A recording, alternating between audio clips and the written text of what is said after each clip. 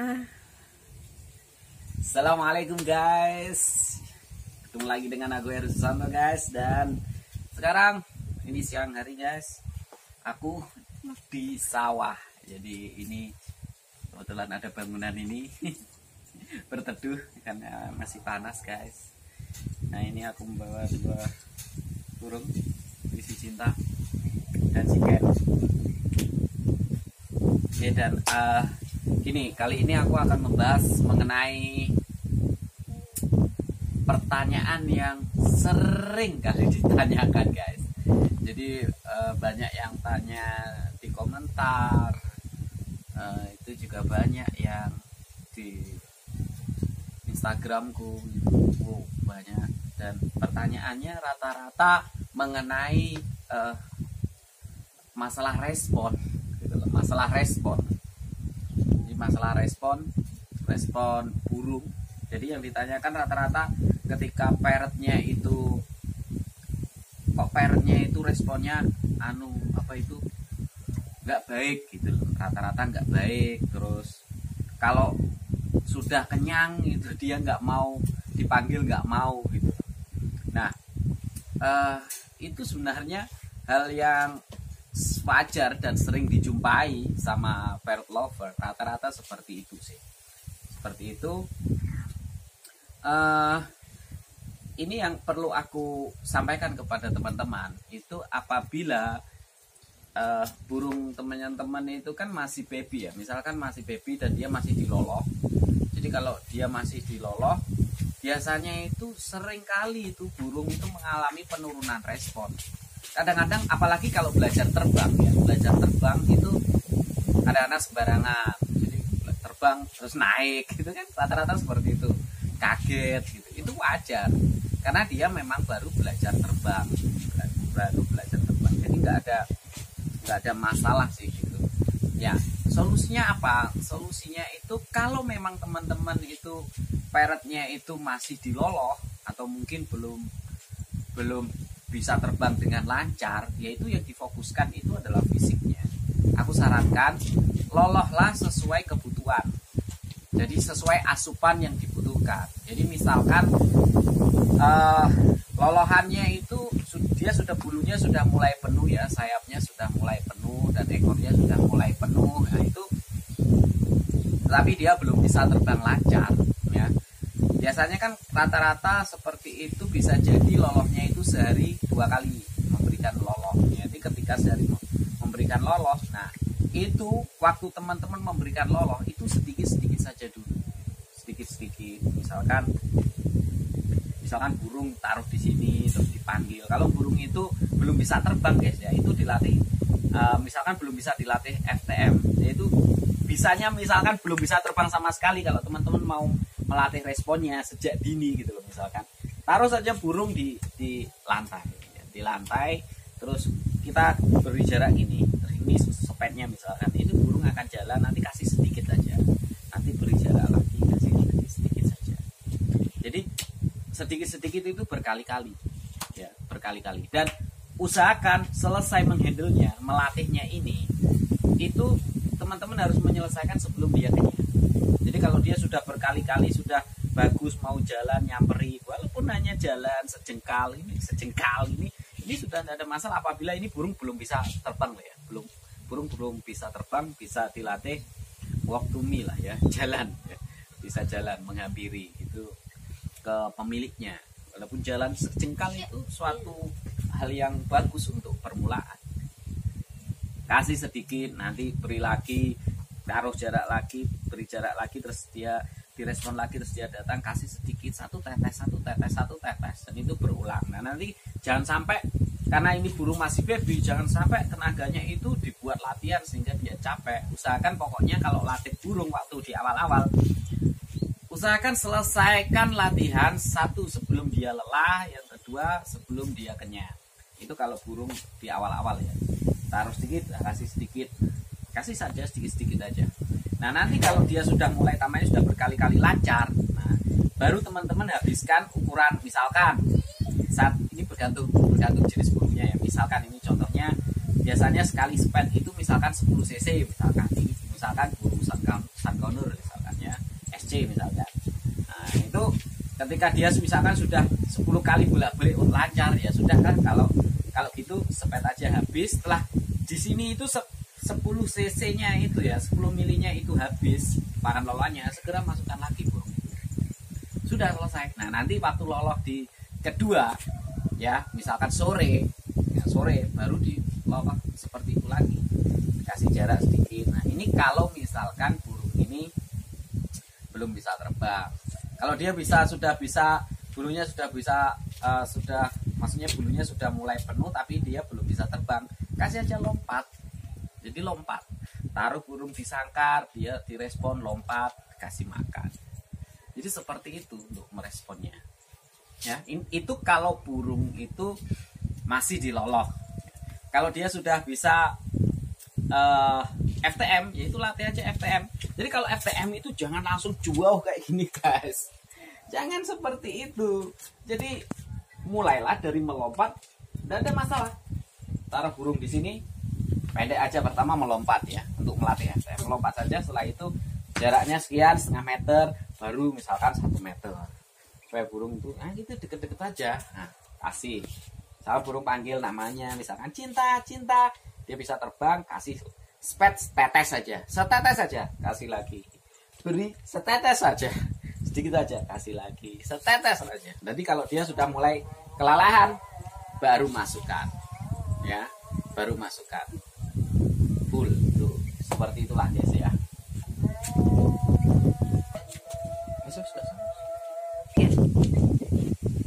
Jadi seperti itu intinya teman-teman, jangan sampai memaksakan burung kelelahan, apalagi masih baby. Teman-teman jangan khawatir kalau ketika masih baby, misalkan dia kalau kenyang, mas kalau kenyang dia nggak mau dipanggil, jelas namanya kenyang belum. Itu kalau intinya gini guys ya, kalau masih baby itu burung itu respon dengan pemiliknya cenderungnya itu bukan karena ada ikatan apa, tetapi itu adalah proses membentuk ikatan. Jadi masih dalam tahap lapar. Responnya burung itu masih karena lapar. Jadi kalau lapar, burung itu dipanggil nyamperin. Itu rata-rata kalau burung masih dalam tahap anak-anak atau baby, masih baby. Jadi tapi itu adalah respon rasa lapar, itu adalah awal yang bagus untuk membentuk ikatan. Jadi begitu juga gini, tidak ada jaminan waktu baby burungnya bagus responnya, tapi waktu nanti dewasa itu burungnya itu akan responnya akan bagus, tidak ada jaminan. Juga begitu juga sebaliknya, waktu baby dia mungkin malas-malesan. Jadi gak malas-malesan, apalagi sudah kenyang sedikit dia males itu. Kalau besar dia nanti apakah seperti itu, tidak responnya juga tidak respon atau responnya juga buruk, jelek, belum tentu juga. Semuanya bergantung apa? Semuanya itu bergantung proses latihan yang tepat guys. Jadi ingat ya, proses latihan yang tepat, intensitas, jadi rutinitas teman-teman dalam menghandle. Yang berikutnya yaitu ketepatan caranya. Dan teman-teman yang ketiga harus sabar. Ya, jangan sampai itu dilewatkan. Nah, itu kalau kita mengomentari masalah baby. Lalu kalau burung itu sudah bisa makan sendiri, lalu bagaimana meningkatkan proses responnya? Jadi kalau teman-teman misalkan membeli sudah bisa terbang, burung sudah bisa terbang dengan lancar, terus dia sudah bisa makan biji-bijian tanpa diloloh, lalu bagaimana membuat burung ini bisa nurut, ini setidaknya FTM dengan respon bagus gitu loh. Dan ini juga sekaligus menjawab kalau burung teman-teman memberi parrot yang masih liar. Jadi masih liar, teman-teman jinakkan. Nah itu seperti apa prosesnya? Teman-teman bisa lihat, ya teman-teman bisa lihat. Ini contoh kandangku. Ini kebetulan aku kasih contoh langsung teman-teman. Coba lihat, teman-teman bisa lihat di kandang ini. Ini kebetulan kandang yang sering aku bawa kemana-mana. Teman bisa lihat 2 kandang ini. Kira-kira apa teman-teman? Apa yang tidak ada di sini? Yang ada hanya air minum guys. Ada air minum. Tapi tidak ada tempat makannya di luar. Ya.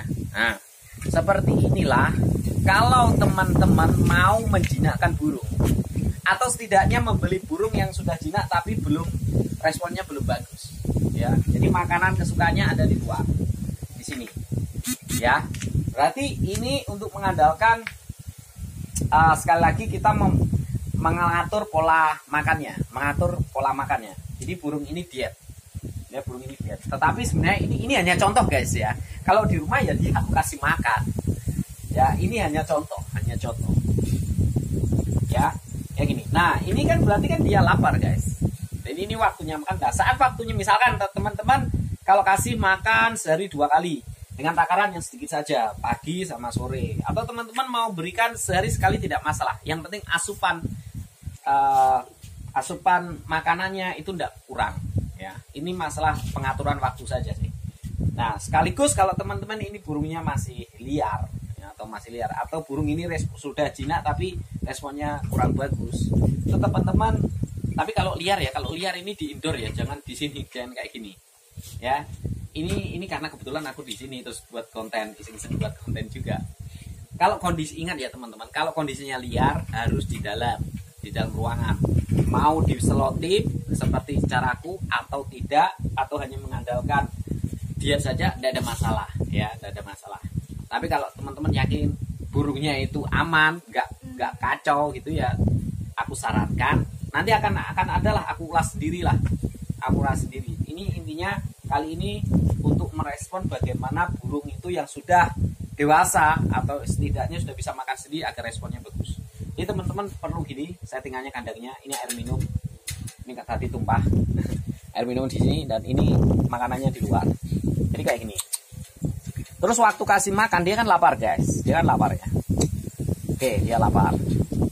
Teman-teman bisa jadi nggak harus beri waktu gini, cinta. Nah, jadi memberikan makannya gini. Misalkan teman-teman karena longgar waktunya, nah kayak dia kan terbang waktunya luang, nah, teman-teman bisa gini, kasih makan dengan tangan ya, kasih makan dengan tangan kayak gini ya. Kasih makan dengan tangan, ingat guys ya, kasih makan dengan tangan. Nah kayak gini nah, bisa taruh sini, direspon jadi aja, cinta. Nah pendek saja guys, sejengkal, coba bayangkan sejengkal jaraknya. Gak usah jauh-jauh dulu, sejengkal. Kita taruh lagi, seret, ambil lagi biji satu aja. Ya, satu aja. Cinta, panggil nama, cinta. Nah, kasih 1 biji. Ingat ya, 1 biji. Nah, kalau dirasa dengan jarak sejengkal dia sudah bagus, kasih sekitar setengah meter. Nah, dia lompatnya gitu. Ya, ini contoh ya guys, karena ini kan cinta kan free flight, ini sudah. Nah, kasih jarak. Nah, ini kan lancar kan. Nah, makanannya ini, cara memberikan makan itu di waktu ya saat kita menghandlenya. Jadi ini tetap kosong. Kasih makan 1 biji dengan tangan. Ini fungsinya apa? Supaya ya burungnya itu percaya dengan pemiliknya, tidak takut. Dia percaya. Nah, kayak ini percaya.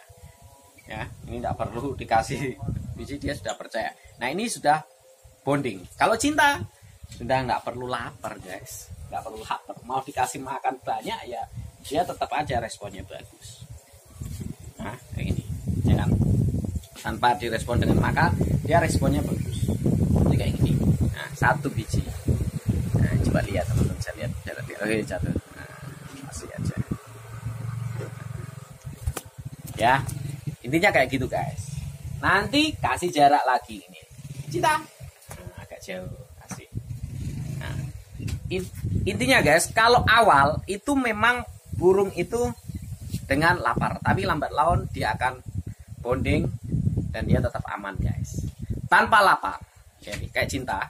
Tapi ingat, perhatikan ya teman, yang perlu diperhatikan jangan sampai teman-teman memberikan kayak terapi apa ya, mengatur pola makan ini jangan sampai kurus. Ini lihat, mana ada cinta kurus, ini gemuk kayak gini guys. Nah, gemuk. Badannya gemuk nih, ini besar ya, besar. Oke, ini cinta, ini masuk, kita masuk. Tonton, bisa lihat sekali lagi. Ini sekarang lihat scan, ini coba lihat. Nah ini kenari kan gemuk guys, kenari gemuk. Nah, ingat ya, tetap perhatikan fisiknya, kesehatannya. Jadi walaupun teman-teman mengatur pola makan, jangan sampai fisiknya nggak terkontrol. Ini yang pertama adalah fisik kesehatan burung nomor 1 ya. Jinak itu nomor sekian. Oke guys ya, jika ada pertanyaan silahkan komentar. Jadi waktunya nanti kalau teman-teman ada waktu, kasih makan sesering mungkin dengan tangan, itu jauh. Sehari 10 kali dengan tangan bagaimana? Lebih bagus. Lebih bagus jika teman-teman banyak waktu. Nih, dia marah. Oke. Ya kayak gitu guys. Oke guys, jangan lupa subscribe channelku, ikuti terus video-videoku guys. Terima kasih. Assalamualaikum warahmatullahi wabarakatuh.